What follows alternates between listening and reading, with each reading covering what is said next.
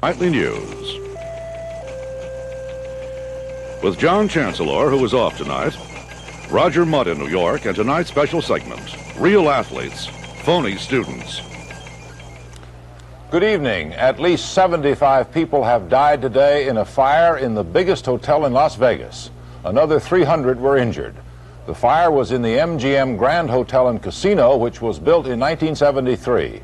About 1,000 people escaped by fleeing to the hotel roof, where they were lifted off by helicopters. A county official said the blaze may have started from a grease fire in the kitchen of a ground floor delicatessen. We have a report from Frank Burkholzer. The fire began shortly after 7 in the morning and spread throughout the ground floor casino and the famous showroom in a matter of minutes, sending thick black smoke up through the entire 26-story structure. The Grand has more than 2,000 rooms. There were believed to be some 4,500 guests in the hotel. Many of them tried to get fresh air by breaking windows. We knocked the windows out, and then we merely followed instructions. Got on the floor so we couldn't inhale so much smoke, and got towels. The smoke that guests let in by breaking those windows caused many of the deaths and injuries, according to fire officials. Rescue crews moved in quickly to attend to the hundreds who rushed to safety in the streets or thronged balconies or made their way to the roof for rescue by helicopter. When I got to the ladder, it tilted and broke, and the firemen pulled me back. And so we waited a while, and so this man had a heart attack in the roof. And then we had to get the firemen and 4 others. We went on up the stairs and got on the roof and came on down in the helicopter. The helicopters were crucial in rescue attempts. Fire ladders can reach only 9 stories high. No help to those on floors 10 to 26. And the fire alarm system was knocked out. As we started walking down the hallways, most of the people were still unaware of what was going on. No alarms were going off. No personnel in the hotel made any effort where we were to notify anybody. No one was knocking on the doors. Survivors were taken to the Las Vegas Convention Center for temporary shelter and to take the first steps back to normality. Hundreds of offers of shelter in private homes poured in. The injured, and there were many elderly persons among them, were taken to Las Vegas hospitals. And hours after the fire was put out, teams of firefighters searched floor after floor and brought out body after body, some who appeared to have died in their beds. Frank Burkholzer, NBC News, Las Vegas. The loss of life in the Las Vegas fire is second only to the 119 who died in the December 1946 fire in the Weinkauf Hotel in Atlanta. Tonight at 10, 9 Central Time, NBC Magazine with David Brinkley will provide expanded coverage of the fire.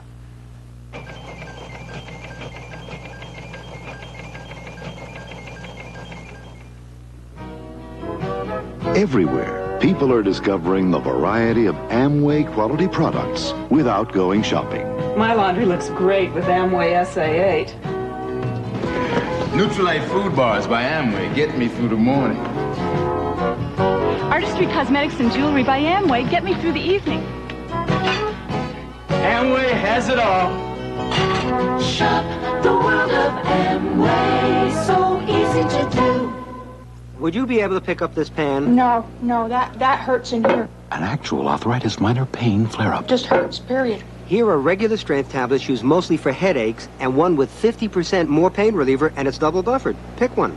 Arthritis pain formula. It works for hours. Try it. Remember this pan? It does not hurt when I pick it up. I can pick that pan up now. And I could not pick it up before. I am going to buy arthritis pain formula. It's great. Ronald Reagan today completed the first of his pre-inaugural visits to Washington, and by all accounts, from all quarters, he made a strong and favorable impression on a city that is not easy to please. John Palmer reports from Washington. Former President Gerald Ford was among the visitors at Mr. Reagan's borrowed townhouse today as the president-elect held a final series of meetings before heading back to California. At mid-morning, Mr. Reagan left his residence traveling by motorcade to his transition office a few blocks away. A crowd of several hundred was there. The president-elect waved to the crowd and seemed to be thoroughly enjoying himself. Inside, Mr. Reagan met with 40 leaders of his transition team. He was overheard to say that he hoped the administration they were trying to form would be smaller than his transition group, which has already grown to several hundred people. Later, Mr. Reagan chaired a meeting of his foreign policy advisors. Aides said Mr. Reagan plans 2 more trips to Washington before Inauguration Day. Aboard the plane to California, he talked about his week in Washington. It was most not only enjoyable, but it was very heartwarming, the reception and all, and I feel that it was very fruitful, the relationships that were started and that were established on the Hill and so forth. In fact, I was kind of surprised to find out that how many things I'd done were considered unusual. I would have thought that they were a natural thing. Mr. Reagan said in choosing his cabinet, he is weighing the advisability of selecting Republican members of Congress, since that would reduce GOP strength on the Hill. Mr. Reagan meets in California tomorrow with his so-called kitchen cabinet, longtime friends and advisors, to consider possible nominees for the top positions in his administration. He's expected to announce his choices sometime after Thanksgiving. John Palmer, NBC News, Washington. The incoming majority leader of the Senate, Republican Howard Baker, has been smiling so much lately that his press secretary says Baker's jowls hurt. Baker now says Ronald Reagan feels so good about Congress he may even open up a presidential office on the Hill. Of course, if things really go well, Reagan could fill in for Speaker O'Neill. Also on Capitol Hill today, Reagan's foreign policy advisors met, and the meeting took on the faint outlines of a possible Reagan cabinet. Tom Pettit reports from the Hill. The Reagan foreign policy transition team worked up an appetite today. Heavy hitters from the Reagan camp lunching briefly. Democratic Senator Henry Jackson was the host and possible candidate for Secretary of Defense. The current Secretary of Defense, Harold Brown, came not to lunch but to brief the Reagan panel, which itself is filled with possible cabinet members. Donald Rumsfeld, Defense Secretary under Ford. John Towers, Senator, who said the rumors about him at the Pentagon are speculation. I expect the decision is not yet made, he said. Richard Allen, possible replacement for National Security Advisor Brzezinski. We may have some prospective cabinet members here, though, right?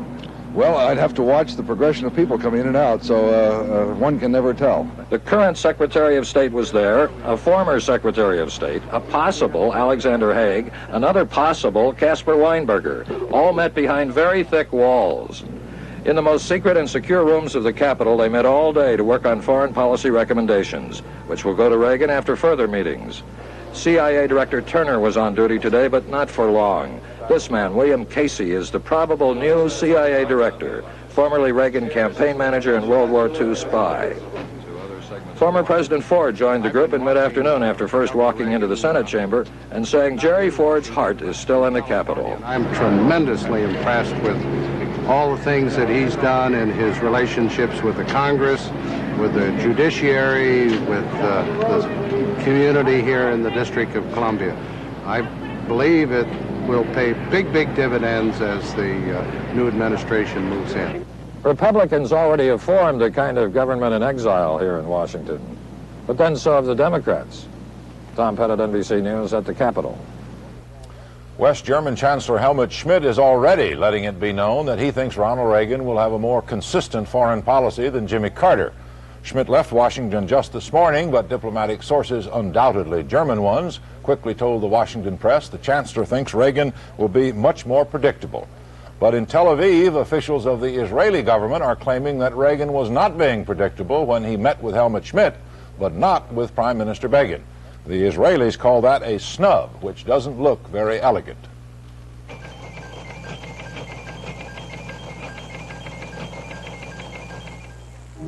What can you do with challah you can't do with any other wine? Celebrate. Know why I refrigerate? Because my friends love to celebrate. This setting should indicate that we know how to celebrate. Hello, darling. Chala Lambrusco, Bianco, and Rosato have such a bright, clean taste. Every sip's a celebration. Their wine list is first rate. All it says is celebrate. What a taste to celebrate. Hello. I was a dedicated blade shaver till my wife bought me this Remington microscreen shaver because it would shave as close as a blade or your money back. The first microscreen is so thin it shaves incredibly close. The second, even closer. And Remington's American made. It costs less. Norelco's imported. It costs much more. I was so impressed, I bought the company. The Remington microscreen shaves as close as a blade, or I'll give you your money back. And the Lady Remington, the perfect gift, also with a money-back guarantee. Tomorrow proudly presents the Canon A1. The A1, the camera that takes you to the outer limits of your imagination. The A1, so ahead of its time.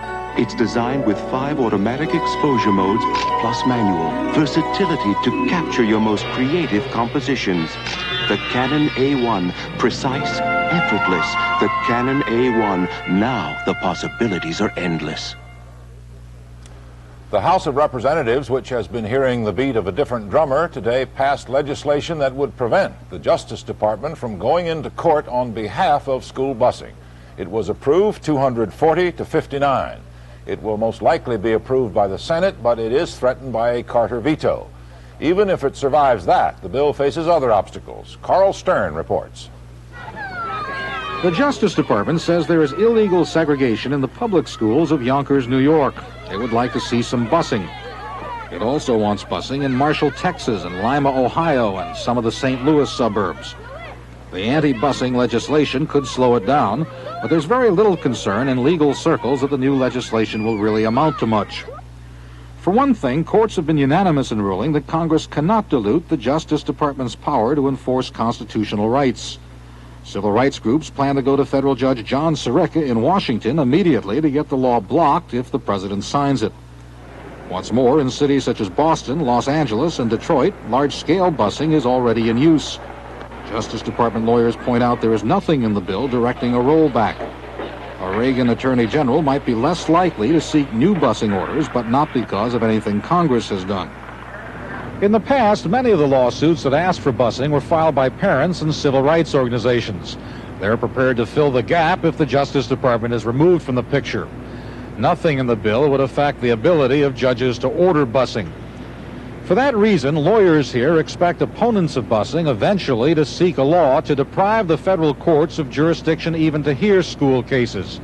That would be broad enough to end busing, but also probably unconstitutional. Carl Stern, NBC News, Washington. It's no secret that car sales have disappointed the auto industry this year. Car production is off 26% from a year ago. And today the industry reported that indefinite layoffs among its workers are up again. The Chrysler Corporation, which counts on its new K cars to restore its prosperity, has been unable to sell them at the rate it had hoped. So, as we hear in this report from Roger O'Neill, Chrysler has decided to offer certain customers an incentive. The 1981 cars have been in dealer showrooms for less than 2 months, but already the Chrysler Corporation is trying to boost poor sales by offering $250 rebates to its employees, pensioners, stockholders, and all of its suppliers. The K cars are here! The K car is supposed to be the key to Chrysler's recovery, and it is considered an engineering success. But sales were 4,000 short of company projections in October, and in the first 10 days of November, sales were less than half what Chrysler expected. Prices start at $58.80. But the first K cars were loaded with expensive options. One analyst said there was a buyer rebellion at the big sticker prices for the little cars. Chrysler's correcting that mistake now, making more stripped-down, cheaper K cars. Chrysler says it's premature to draw any conclusions about the company's future. David Knapp, the Rockford, Illinois banker who balked at the federal bailout of Chrysler, disagrees. I think the chances are very poor that they'll survive. The struggle to sell cars for Chrysler and everyone else gets harder every day as interest rates go up. You'll see the auto industry take another nosedive, perhaps fall flat on its face after it hardly got moving. The Chrysler recovery has been hurt more by outside factors than any mistakes from within. The whole industry is still in trouble, but for Chrysler, it's a race against bankruptcy. Roger O'Neill, NBC News, Chicago. The Atlanta Constitution reports today that former UN Ambassador Andrew Young is planning to run for mayor of Atlanta next year. The present mayor, Maynard Jackson, is prohibited from running for a third straight term.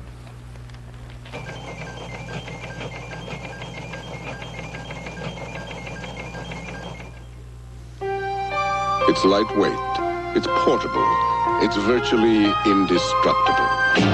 You can hammer on it, saw on it, sand on it, paint on it, drive a screw on it, cut a pipe on it, clean a door on it, fix a picture on it, or a wheelbarrow, or a chair, or a bicycle.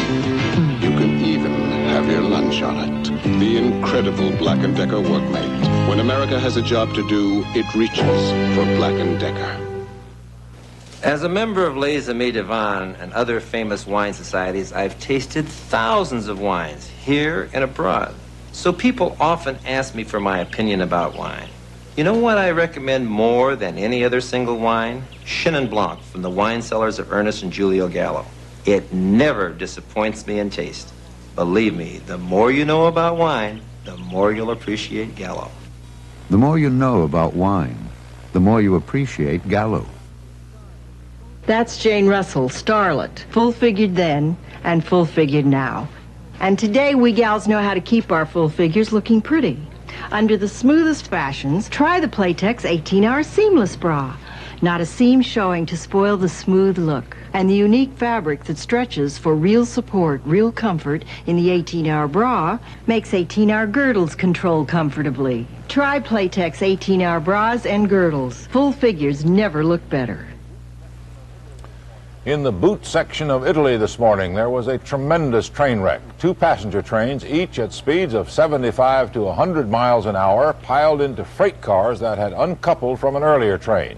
Steve Mallory in London narrates this report.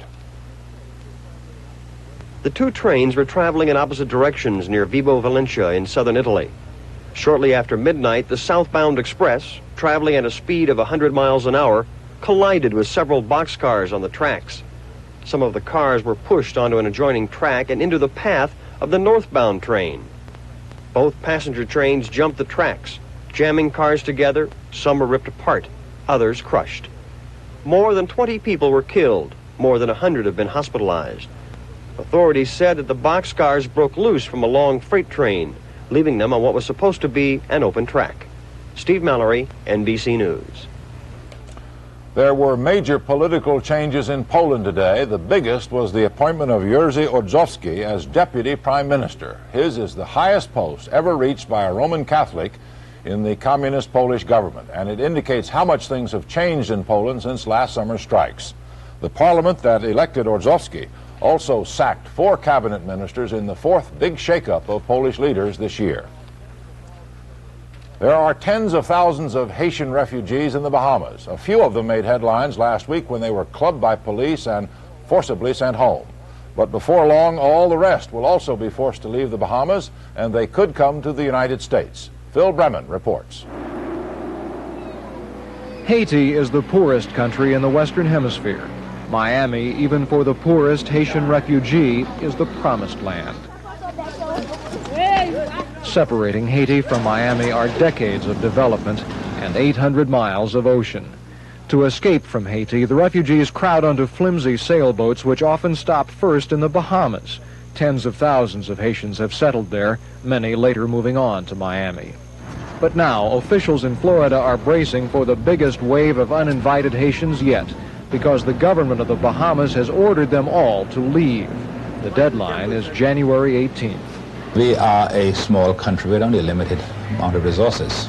We simply want to stabilize our own situation here economically. Every week, this Bahamian Navy boat returns people to Haiti. No one took much notice until force was used to clear Haitians off the Bahamian island of Cayo Lobos. If they had been in American waters, they would have been rescued and permitted to stay in the United States indefinitely. The U.S. has deported no Haitian for 3 years because of lawsuits citing humanitarian concerns. A federal judge in Miami has ruled that Haiti's government is repressive and corrupt and that Haitians may be eligible for asylum. But Haitian refugees are motivated by hunger as well as politics. When Haitians in Miami send snapshots back home, they often pose in front of an open refrigerator. In Haiti, many have little food and no electricity, much less refrigeration. The Carter administration has talked about improving conditions in Haiti so there won't be so many refugees, offering more aid to Haiti so Florida won't need so much. The State Department says Haiti has been unresponsive. So has the Organization of American States. The Caribbean boat people may be a regional problem, but other OAS countries indicate they have problems enough of their own. County executives from around the United States complain this country has no firm policy on illegal migrants from any of its neighbors. They say there has to be a limit. It's the old lifeboat ethic. You can take just so many people on that lifeboat without causing it to sink. What President-elect Reagan plans to do about it is still a secret. We have always accepted refugees with open arms. But soon, Reagan may have to decide what to do with thousands more Haitians. He will be sworn in 2 days after the expulsion deadline in the Bahamas. Phil Brennan, NBC News, Miami. The Chinese press reported today that one member of the Gang of Four admitted his guilt even before the trial of the four began yesterday. He is Wang Hongwin, a former vice chairman of China's Communist Party, and he has confessed to murder, insurrection, and other charges. The best-known defendant, Jiang Jing, Mao Zedong's widow, has not yet confessed to anything. She appeared in court with her head held high, and that caused Chinese newspapers to accuse her of striking what they called a nauseating pose.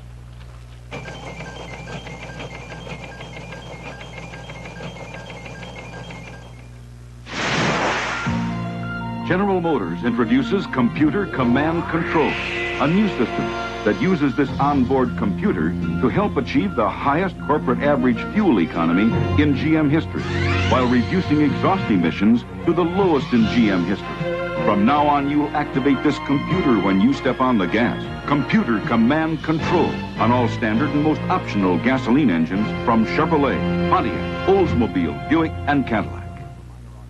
If you suffer from minor arthritis pain, listen to what these people say about Aspercreme. I really felt like I was rubbing the pain away. The relief lasts for hours. Aspercreme contains salicin, a strong non-aspirin pain reliever which penetrates right to the point of arthritis pain. Aspercreme gives me relief without upsetting my stomach. There's no odor. I'm saying that I am really pleased with the relief I got from Aspercreme. Aspercreme, strong, effective relief right where you hurt. Prince George Machiavelli. They say men of such daring are gone forever. Nonsense.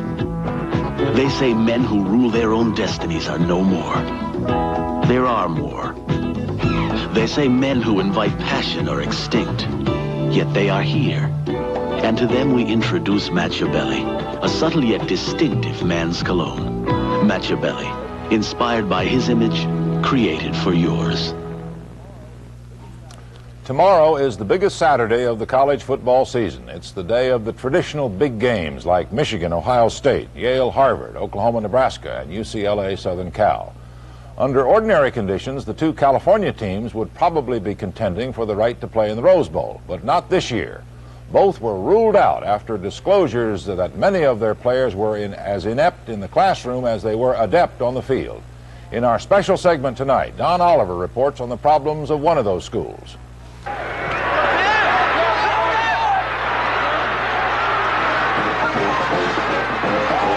It is football that brought USC its fame. Football that created what they call here the Trojan spirit, a fervor, a mania to win. Football created pride in the University of Southern California, pride that translated into money, huge donations, to build the buildings where the 12,000 students go to learn. In football and other sports, USC has produced a lot of winners, a whole building full of trophies, victories in 4 of the last 6 Rose Bowl games.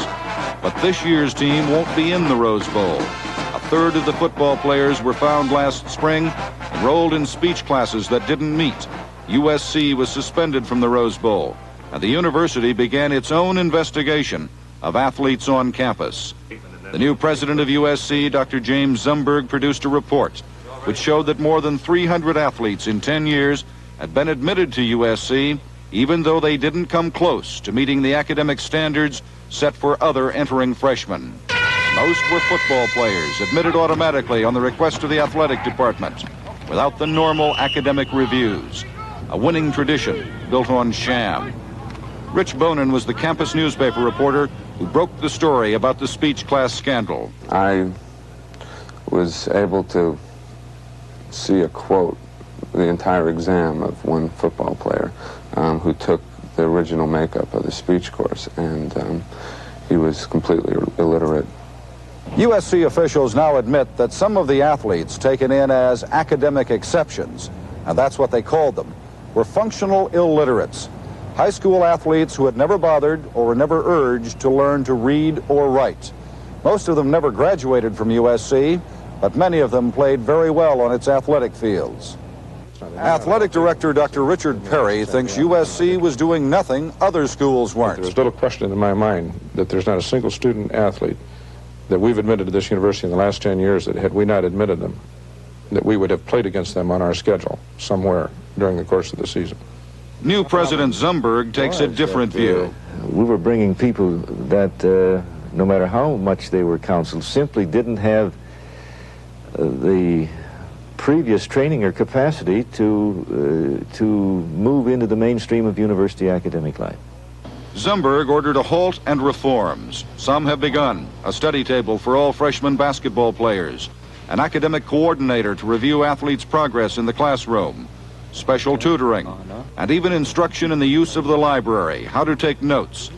They now realize here that too many athletes think the classroom is for other students, not ball players. The university says it is trying to come to grips with the attitude that college is just a stepping stone to the pro ranks. Maybe 10% of USC's players make it into professional football. LA Rams quarterback Pat Hayden is one, and one who thinks the system has gone awry. The universities are academic institutions. They're not minor leagues for professional athletics. And all the alumni from the university are going to have to say, okay, we'll let you do that. We're going to accept you losing 3 or 4 games, and we're not going to cut off our contributions because you happen to lose to UCLA or Notre Dame this year. But will these people accept that? The ones who gather on autumn Saturdays to cheer the Trojans on. Many of them still seem to think USC had done nothing wrong in its admissions program. No, I see nothing wrong at all. They're using it. Everybody else is using it, so I don't see anything wrong with it. If you're not doing it, you're not up on top, that's all. President Zumberg says he himself is a football fan, but one who believes the time has come to control the game to regain integrity in the university. If, in fact, the alumni of this university are more interested in the athletic program than they are in the academic program, then I don't think I want to be the president of USC. But can this university maintain its new commitment to the credo of Tommy Trojan if the schools with which it competes don't do the same? Don Oliver, NBC News, Los Angeles. That's the NBC Nightly News for Friday. John Chancellor will be back Monday. I'm Roger Mudd, NBC News, New York. Good night.